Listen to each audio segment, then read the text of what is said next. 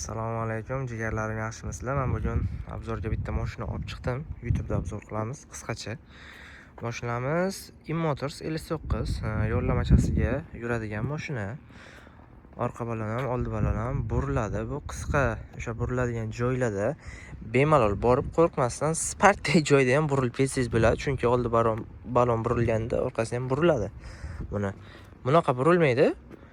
Oldi balon men tomonga keladigan bo'lsa, orqa balon u tomonga buriladi. Bu tor joylarda burilishingiz anchagina yaxshi bo'ladi. Mashinamiz tashqi ko'rinishi xuddi mana shunaqa ko'rinishda Denza N9 ga o'xshab ketadi orqasi. Tepasida projektor bor. Bu tog'ga chiqqaningizda 5-10 metr masofani yana qo'shimchasi yoritib beradi. Avtotarmajinetlari, parktroniklari mashinani o'sha urilib qolishdan, mashina avariya bo'lishidan saqlab qoladi. Xo'p, mashinamizning tashqi ko'rinishi mana shunaqa ko'rinish. Orqasi mana yozib qo'ygan Krab deb. Ko'rgan bo'lsangiz, u qisqichbaqiga o'xshab yo'llamachasiga yuradigan rejim. Mashinaning o'zi gibrid mashina.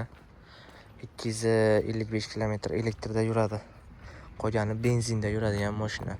3 ta lupasi bor oldida. Qolganlari gabarit chiroqlari. Mashinamizning ichki ko'rinishiga keladigan bo'lsak, mashinada oldi qatorda ham hattoki yotib ketadigan rejimi bor ekan. Atamankalari hammasida bor, 4 taraf sidiniyada ham joylashgan.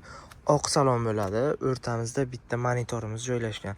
Tepasi panorama, nariga orqa qatorda ham panorama, oldida ham panorama, alohida. Bu ochilmaydi panorama, hammasi oddiy shisha, gazli bo'ladi, qoraytirilgan. Nima desa bo'ladi, issiq o'tkazmaydigan shisha. Mashinamiz shopir tomonda bitta uzun displey va yo'lovchi tomonda ham bitta kattagina displey joylashtirib qo'ygan. Kalonkalarimizga keladigan bo'lsak, endi bu hamma biladi, hozir nomi esimdan chiqib qoldi. B&O top 3 talikda turadi sifat bo'yicha dunyoda. Mana Google kirib ko'rsangiz ham bo'ladi. Chiqarib beradi aniq ma'lumotlarini. Mashina eshigi o'zi ochib, o'zi yopib beradigan. Narigi tomon ham xuddi shunaqa. Abduh, abagrev, massaj hammasi bor. Mana bu o'rtadagi televizorimizni pulti. Va o'rta qatorimizda, mana bu qatorda besprovодной zaryadchik 50 vatli. Agar qizib ketsa sovutadi ham mana bu joydan havo chiqib. Konditsioner, boshqa narsalar hammasi ekrandan boshqarsangiz bo'ladi. Shopirimiz tomonda Face ID'miz bor. Uxlab qolishda bu sizni xavfdan saqlaydi. Undan tashqari head-up display, kolonkalari, subwooferlari hammasi bor. Orqaga keladigan bo'lsak, orqa qatorimizda pardachasi bor. Bu qo'lda o'zingiz ochib tushirasiz. Notebook qo'yadigan MacBook. Undan tashqari mana bu tomonimizda Abduh Abagrev massaj joylashgan. Bu tomonga keladigan bo'lsak, mana bu uni bitta bo'lsangiz o'zi ko'taradi. Bosib qo'ysak bo'ldi. Avtomatik. Bu zaryadchik. Type-C zaryadchik bo'ladi. 60 vatli telefon qo'yadigan. Bo'ldi. Mashinamiz 3 qatorli hisoblanadi. Hattoki orqa qatorda ham isitish tizimi bor.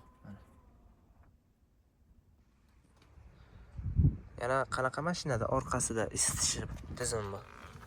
Tilim aylanmay qoldi, ozgina uzr. Pilsoskali mashina. Kelamiz. Ochadigan bo'lsak, bagajam yetarlicha joylashgan. Bu tomonlarda yana narsa qo'ysangiz bo'larkan. Bu tomonda pnevmo podveska ishlatasiz, subwoofer. Bu bilan bunisini boshqarsangiz bo'ladi. 220 volt, bunisi 12 volt. Nimadir ildirib qo'ysangiz bo'ladi mana bunisiga. Orqasidan mana shunaqa ko'rinish mashina. 3 qatorli. Bo'ldi, mana shu mashinaning o'zi. Orqa balon buriladi, oldi balon buriladi. Mashinamiz premium segmentdagi mashina. Pilososchalar bu atamankalari bu orqalar tonirovka qilingan. Kuydirilgan bo'ladi. Shishalari tonirovkasi o'zida shilib bo'lmaydi, buni ustidan tonirovka urish kerak. Paraglari ham bor mashinada. Mashina 5 sekundda 100 ga chiqadi. Bu tomonda ko'rsatib turibdi o'z balonni. Bu tomonda ham ko'rsatadi. Bu bakoy oynalarni to'g'rilasangiz bo'lar ekan, ish qilib. Mana shunaqa ko'rinishdagi mashina. Biz bitta haydab ko'ramiz. Buni o'chirib qo'yaylik. Biz qisqichbaqaga o'xshab yurmaymizki. Mashina dahshat.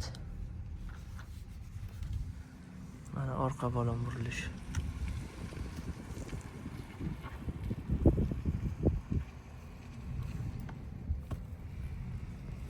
Bursak bu tomonga hozir buramiz.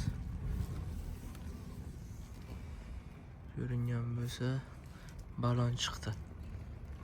Bu tomonga burilib. Bunday ko'rinsa kerak.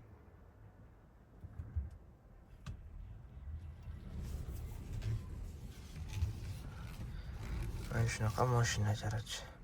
Narxini hozir biz 63 ming deb turibmiz. Kredit naqd nasiya hammasi chiqadi. Kimga qiziq bo'lsa pastda raqam qoldiraman, aloqaga chiqinglar. Gaplashamiz narxini.